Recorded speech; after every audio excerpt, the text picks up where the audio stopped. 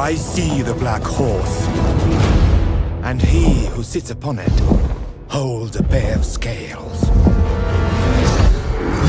Terrible and merciless, advances towards our homes, destroying everything in its path. You want it darker.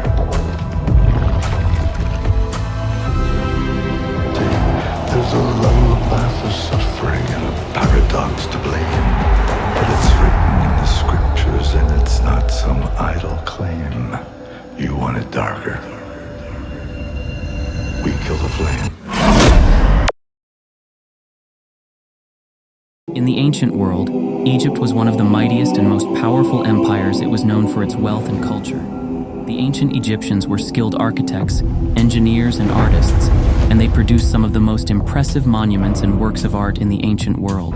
They built massive pyramids, temples, and other public works that served as symbols of their power and civilization.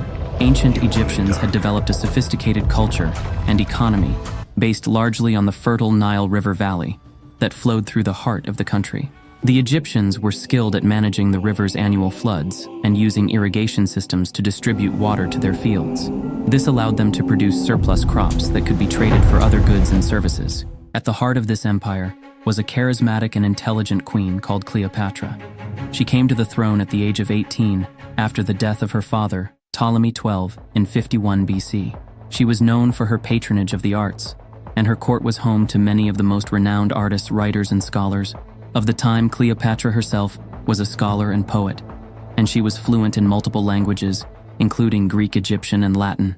She was to rule Egypt jointly as co-regent with her 10-year-old younger brother Ptolemy XIII, who was also her husband, something very common in Egyptian culture. However, their relationship was fraught with tension and conflict from the very beginning. Her brother's advisors, who were mostly eunuchs, held a significant amount of power and often manipulated the boy emperor against his sister.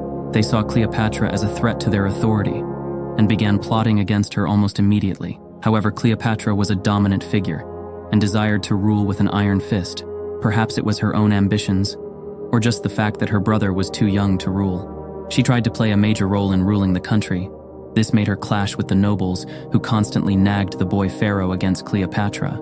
She realized the tense situation and understood that the joint rule could not last long.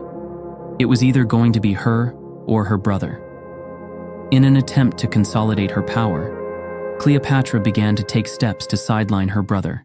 She had the support of the Egyptian people, who saw her as a capable leader and were growing increasingly disenchanted with Ptolemy's advisors. However, the support of common folk meant nothing, because ultimately, the influential nobles and politicians had more power. They made the pharaoh dismiss Cleopatra, forcing her into exile in Alexandria, as Ptolemy declared himself the sole ruler of Egypt. There are different theories as to why Ptolemy did not kill Cleopatra, but instead only exiled her from Egypt. One possibility is that he may have been hesitant to take such an extreme action against his own sister, especially since it could have been viewed as a violation of traditional Egyptian values. Nevertheless, it was probably not his decision anyways. In the year 48 BC, Cleopatra returned to Egypt with an army seeking to regain her rightful place on the throne. She landed with her forces at the port city of Pelusium, which was under the control of Ptolemy's forces. In a series of battles, Cleopatra's forces were able to capture the city and defeat Ptolemy's army. Ptolemy's forces, on the other hand, regrouped and were able to retake the city of Alexandria. The conflict was far from over, however, and both sides hustled to gain power. For I see the black horse, and he who sits upon it holds a pair of scales. Meanwhile, in the Roman Empire, the great Julius Caesar defeated Pompey, the famous statesman of Rome, in the Battle of Pharsalis, who was then forced to flee to Egypt in an attempt to save his life. A long time ago, Pompey had led the Egyptian kingdom large sums of money, and he felt that the pharaoh was in his debt. He appealed to the pharaoh to help him in his struggle against Julius Caesar. However, Ptolemy knew that Pompey was a defeated man, and with his own battle to fight against Cleopatra, he was not in a position to help others fight their wars. If at all, he was the one who needed help against Cleopatra. Ptolemy, now a boy had matured, and he played his political move. He knew Julius Caesar was headed to Egypt in pursuit of Pompey, and he thought if he could win the favor of Julius Caesar, Caesar could help him crush Cleopatra's rebellion. Therefore, he slayed the Roman statesman Pompey, and when Julius Caesar arrived in his court, he presented Pompey's head as a gift to Caesar.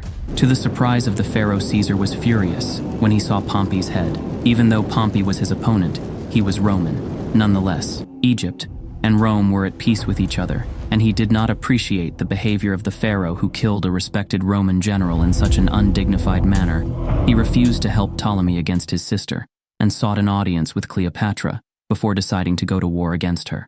The pharaoh house arrested Caesar and told him he would not release him until he agreed to fight alongside him against Cleopatra. As soon as Cleopatra found out that Julius Caesar, the great Roman military general, was here in Egypt, she reportedly disguised herself as a servant and smuggled herself into Caesar's quarters to free him.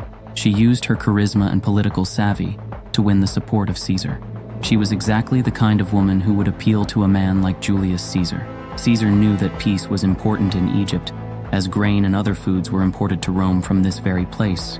He was able to solve the issue of food shortage swiftly, since there was peace in Egypt now, and grain could be imported easily, without any hindrance.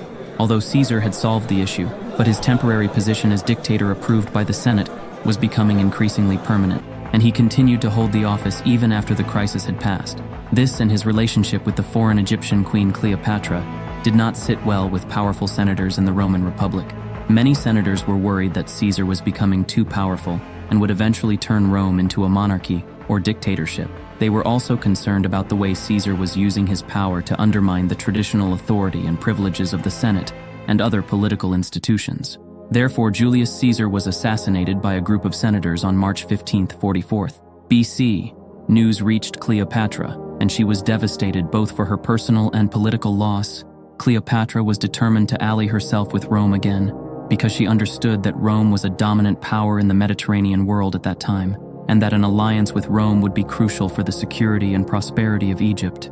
She feared Roman invasion in her own country, and her relationship with Caesar had guaranteed that would not happen with Caesar now gone. She turned to other means. She aligned herself with Mark Antony, one of Caesar's closest allies and general, to secure her own throne and protect Egypt from Roman interference in 41 BC. Mark traveled to Egypt to meet with her and negotiate an alliance. Cleopatra famously arrived in a stunning display sailing down the Nile, on a barge decorated with gold and purple sails, with servants dressed as cupids.